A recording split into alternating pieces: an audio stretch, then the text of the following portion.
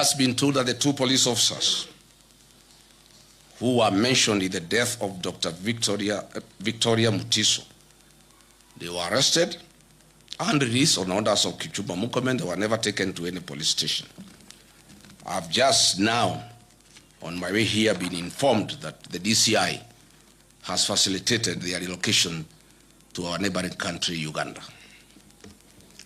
Goons have become part of the command structure, rank and file of the National Police Service.